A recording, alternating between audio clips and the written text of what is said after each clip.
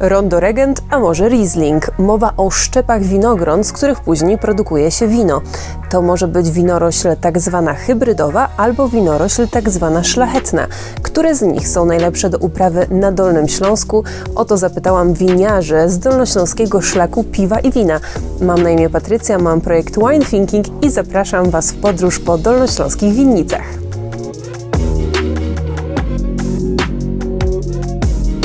Winnica ma w tej chwili 2 hektary. Mamy posadzone 3 odmiany czerwone, wszystkie są odmianami hybrydowymi. To jest Rondo, Regent i Cabernet Cortis. Jeżeli chodzi o wina białe, to mamy Rieslinga, Johannitera, Pinot Gris, Solarisa, Muscarisa i Chardonnay. Jeżeli chodzi o szczep, który bym widział jako, powiedzmy, szczep Dolnego Śląska, to z perspektywy moich doświadczeń w naszej winnicy, to jeżeli chodzi o białą odmianę, to jest Johanniter, a drugi szczep to według mnie Cabernet Cortis. To jest szczep, który ma bardzo duży potencjał, jest bardzo odporny na choroby, wychodzą z niego bardzo fajne wina. Ja osobiście lubię najbardziej z naszych czerwonych Cabernet Cortis, przez to, że jest dość taniczny. Na naszej winnicy głównie znajdziemy odmiany hybrydowe. Z winifer mamy jedynie Rieslinga oraz naszego Roter Rieslinga. Z nim też mamy wielkie szczęście. Nie zakładaliśmy kupna dokładnie tych sadzonych Roter Rieslinga, ale producentowi zabrakło odrobinę kilka sztuk białego Rieslinga i stąd przyszedł do nas ten Roter Riesling, którym jesteśmy zachwyceni. Zrobiliśmy z niego pomarańczowe wino, z którego możliwe, że jesteśmy najbardziej dumne. Posadziliśmy Pinot Noir, ale w wersji tej troszeczkę wcześniej dojrzewającej, czyli Frisch Burgundera. Posadziliśmy Auxerrois, właściwie taki mniej znany troszeczkę klasyk burgundzki. Posadziliśmy odmianę Ehrenfelser niemiecką, krzyżówkę Sylvanera i Rieslinga. Nie wiem, czy któraś winnica go uprawia, w tej chwili jeszcze poza nami. Może troszeczkę w typie Rieslinga, trochę kwiatowy. Uważam, że w moim Johanniterze bardzo wyjątkową rzeczą jest to, że ma bardzo mocno wyczuwalne nuty jabłkowe, gdzie w większości Johanniterów one nie są tak zdecydowanie wyczuwalne. Wydaje mi się z tego względu, że moja winnica znajduje się w sadzie jabłoniowym, czyli wokół winnicy rosną wszędzie jabłonie. I to ma chyba wpływ. Najbardziej emocjonujące momenty na filmie: wejście do piwnicy.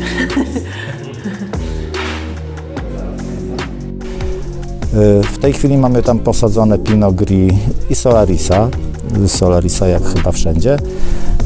Na pewno będziemy wiosną przyszłego roku sadzić jeszcze Rieslinga, no a co do pozostałych szczepów, to decyzje jeszcze nie zapadły. A tu co macie za szczepy? Tutaj też mamy Rieslinga, mamy Gewurstraminera, mamy oczywiście Solarisa, Johannitera i z czerwonych odmian mamy Regenta i Rondo.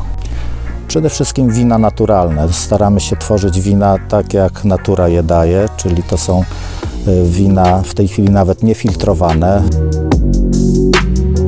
Ja kocham Rieslinga, pracuje się z nim najlepiej, ponieważ Riesling jest taki poukładany, on nawet rośnie po niemiecku, powiem szczerze.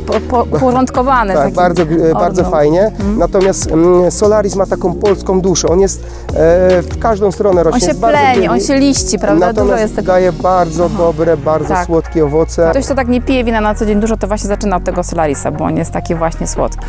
To są szczepy typowe niemieckie, jak Rondo, Regent, Cabernet Cortis, z tych szczepów Monarch, no i z białych odmian to jest Solaris, Hibernal i z takich ciekawych odmian, które mam, to jest Gołubok, czerwona odmiana i Muscat Odeski.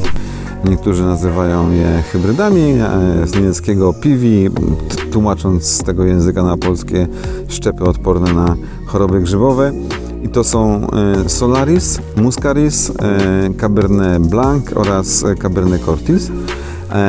A 5 szczepów, które posiadamy na głównej winnicy, to Vitis vinifera, czyli Chardonnay, Pinot Noir, Pinot Gris, Palava. Palava to jest krzyżowiec, ale Vitis vinifera Traminera i Millera Trugała, więc ma te cechy tych win. Ostatnio nam wyszła róża, tak? I niech tak zostanie. I w 2016 nasadziliśmy 3 szczepy, które uprawiamy. Jest to Solaris, Muscaris i Regent.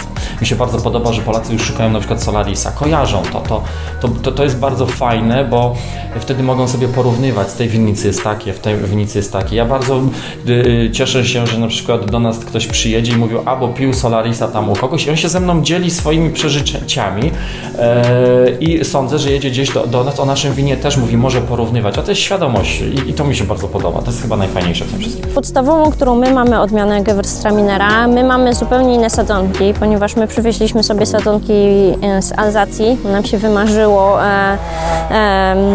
uznaliśmy, że Gewürztraminer alzacki to jest najlepszy Gewürztraminer na świecie i nie bacząc zupełnie na jakiekolwiek informacje na temat trudności tej uprawy, pojechaliśmy do Alzacji i przywieźliśmy sobie stamtąd sadzonki. To trochę zależy od roku, bo są lata, gdzie są bardziej różane, a są lata, gdzie jest więcej jakiegoś ananasa czy banana. Sięgam cały czas pamięcią do tych win. Pinota, to był 8 albo 9. 2 Pinoty powstały, jeden z beczki francuskiej, drugi z amerykańskiej. Można powiedzieć, zaryzykowałem tego prestiża z uwagi na to, że on rokował w późniejszych latach dojrzałość.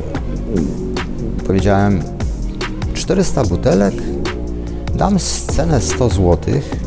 Jak ludzie nie kupią, to ja sam przez parę lat wypiję. No ale się okazało, że tam minęło parę miesięcy, pół roku i wina już nie było.